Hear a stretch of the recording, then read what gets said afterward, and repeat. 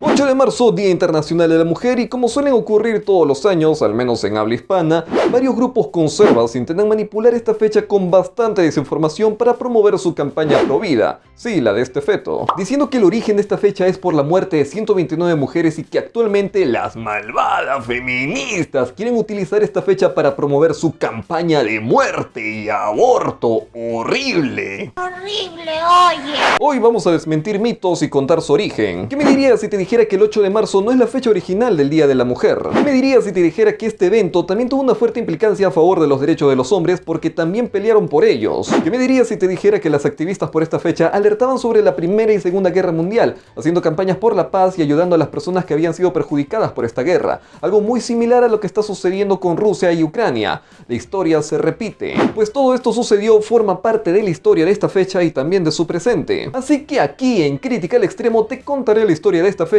mientras desmentimos mitos pro vidas. Pero como siempre, suscríbete, deja tu like, comparte el video, pero sobre todo comenta que eso ayuda a que el algoritmo de YouTube nos trate casi como una persona. Con dejar un emoji o escribir funado es suficiente para ayudar a este canal. Primero debemos desmentir un mito utilizado por grupos conservadores. Belo Lombardi. El origen de esta fecha no tiene nada que ver con el incendio que acabó con la vida de 129 mujeres en una fábrica textil. Este mito es utilizado todos los años, en serio, todos los años se escucha la misma vaina. El Día Internacional de la Mujer no debería ser una fecha que se celebre o se proteste. Esta fecha es una tragedia del incendio que mató a 129 mujeres. Por eso se tiene que guardar luto y todo en silencio. A ver, este incendio sí sucedió, sí es real, pero sucedió después de que se celebre la fecha del Día Internacional de la Mujer. Es más, sucedió muchísimo tiempo después del día que se estaba planificando esta fecha. Hasta ahora, lo mejor documentado respecto al origen de este evento se origina el 3 de mayo de 1908 en el Teatro Garrick de Chicago, Estados Unidos. En esa fecha se realiza un acto llamado Día de la Mujer, en el cual asistieron muchas mujeres socialistas reconocidas como Gertrude Breslau Hohn, la cual a sus 16 años ya se había convertido en socialista y posteriormente se convertiría en una de las principales escritoras del Partido Socialista de América. En 1902, a sus 33 años, ya escribía para periódicos socialistas, participaba activamente en el movimiento sufragista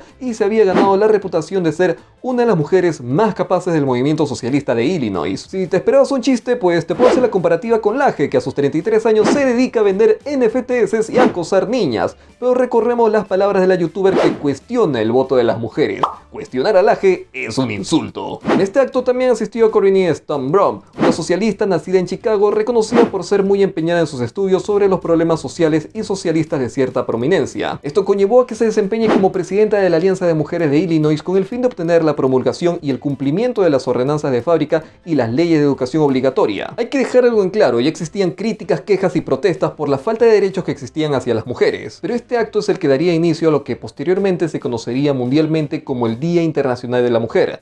Así que atento. Al año siguiente de este evento se realiza el primer Día Nacional, ojo con eso, Nacional de la Mujer en Nueva York. Se realiza el 28 de febrero de 1909 y se le considera nacional porque solo se celebró en Nueva York. Sí, ya habían existido protestas, diversos tipos de eventos y mítines en otros países, pero nunca con un nombre que relacione un día especial hacia la mujer. El objetivo era claro, era poder marcar un día en el calendario como día festivo y de protesta y además que sea fácilmente reconocido por las luchas de las mujeres. Se sabía que muchas de las protestas y eventos pasados, si bien eran significativos, tendían a ser olvidados, sobre todo con la preocupación de un Estado que daba persecución a muchas de estas mujeres que protestaban. Era muy normal la opresión y represión del Estado hacia las mujeres militantes que fueron arrestadas y torturadas, lo cual dejaba sin lideresas que pudieran organizar las posteriores marchas, por lo cual el marcar un día como Día de la Mujer solucionaría muchos de estos problemas. Esta fecha se pudo dar debido a una declaración del Partido Socialista tras las huelgas de las trabajadoras de las fábricas textiles del año pasado, 1908, por el pésimo trato laboral. Sí, las fábricas textiles en su tiempo fueron uno de los negocios más florecientes de Estados Unidos. Y ya sabemos qué significa esto para América, tener un negocio floreciente y tener a la vez muchas empleadas y muchos derechos. Y no es que las trataran bien, les subieran el sueldo y les mejoraran las condiciones laborales, no, eso no pasa, no se guíen por libertad y lo que surge de su mundo paralelo, por favor. En la práctica, sin un Estado que regule, estos senseis del capitalismo explotaron hasta la más pequeña fibra humana de sus empleadas. Blizzard aprendió muy bien de sus maestros, y es que las trabajadoras de las fábricas textiles eran condenadas a un pésimo salario laboral, unas jornadas que superaban las 10 horas diarias, una explotación laboral infantil, porque escuchen bien esto, los empresarios contrataban a niñas pequeñas, muy pequeñas, porque sus pequeñas manos podían entrar en ciertas máquinas. Entrar, lo de salir es otra historia. Y es que las condiciones laborales que existían eran sumamente pésimas y el miedo que ocurriera un incendio era un miedo real porque se había vuelto casi costumbre este tipo de sucesos. Y como era de esperar, la inmensa mayoría de estas trabajadoras, aparte de ser niñas, eran en general personas inmigrantes que necesitaban algún tipo de ingreso, por lo cual muchos empresarios hicieron lo que mejor saben hacer: aprovecharse de su situación socioeconómica y de un estado que no se metía a regular nada. De esta manera, estos capitalistas tuvieron la gentileza, véase el sarcasmo, de ofrecerles trabajar en unas condiciones inhumanas y una reducción de sueldo que ya de por sí era poco. El mundo ideal de cualquier ANCAP, literal, este es el mundo que Libertad y lo que surja ha defendido en varios videos. En esta primera marcha en Nueva York llegaron a marchar alrededor de 15.000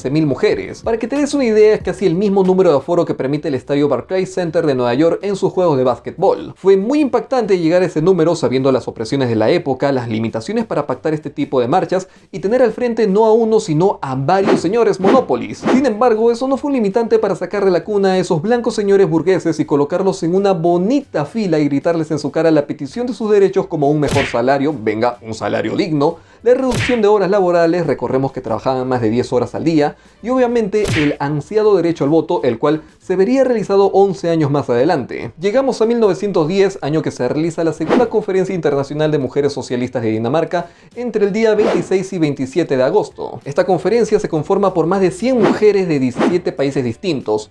Recordemos algo, viajar en ese entonces no es como ahora, y viajar siendo mujer y sola era como Colombia metiendo goles, una cosa rara y muy difícil que suceda. Pactar una conferencia que reunió a más de 100 mujeres de 17 países distintos fue un logro de la época. En la conferencia de 1910 asistieron Clara Zetkin, una mujer socialista de nacionalidad alemana y de origen judío, quien fue nombrada en la primera conferencia internacional como secretaria internacional de la mujer. También asistió Kit Colwins, una mujer también socialista de nacionalidad alemana, y de la cual 4 años después pasaría por la horrible tragedia de perder a su amado hijo, asesinado a inicios de la Primera Guerra Mundial. Este suceso la golpearía duramente, pero aplicaría toda su atención y esfuerzos en reforzar sus ideas políticas socialistas y pacifistas, implementándolo en su arte y convirtiéndola en la artista más popular del arte alemán. Kate creía que el arte debía reflejar las condiciones sociales de la época, y durante la década de 1920 produjo una serie de obras que reflejaban su preocupación por los temas de la guerra, la pobreza, la vida de la clase trabajadora y la vida de las mujeres comunes y corrientes. Ambas mujeres pertenecían al Partido Socialdemócrata de Alemania, un partido de centro izquierda y de postura progresista,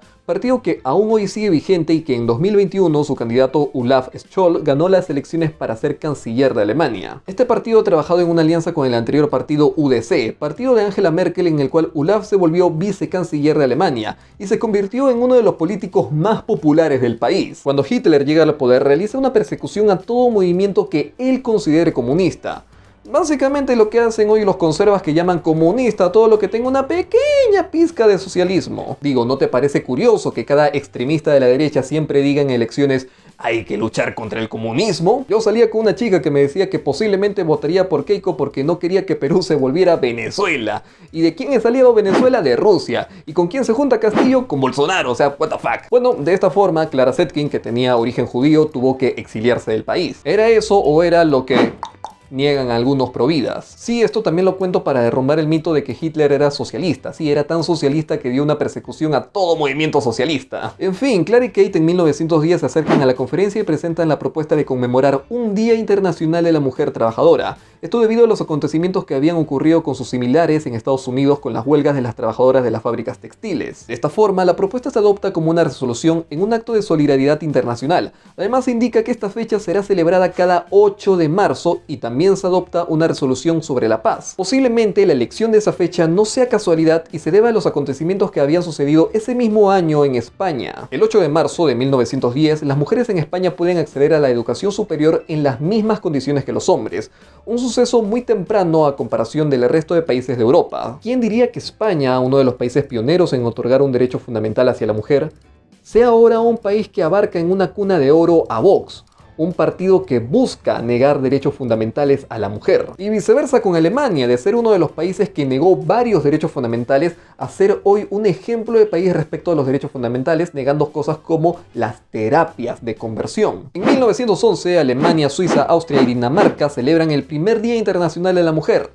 pero lo celebran un 19 de marzo. Sin embargo, el retraso no fue ningún problema, ya que además de los diversos mítines, se cuenta que asistieron más de 1 millón de personas. Tan solo para que te des una idea, esta marcha supera a cualquier marcha del orgullo hétero. Y sí, los conservas ya estaban llorando desde hace un siglo, no es nada nuevo. Las consignas más llamativas de esta marcha fueron el derecho al voto, el poder ocupar cargos públicos, el derecho al trabajo, la formación profesional y a la no discriminación laboral. Sin embargo, 6 días después del primer Día Internacional de la Mujer es que ocurre la tragedia histórica en Estados Unidos, Nueva York. El 25 de marzo, en una de las muchas fábricas textiles que se dedicaron en ignorar las protestas de las trabajadoras, es donde ocurre uno de los peores incendios de la historia de Estados Unidos. 149 personas mueren al estar encerradas en la fábrica textil, obligadas a trabajar y no irse de ahí.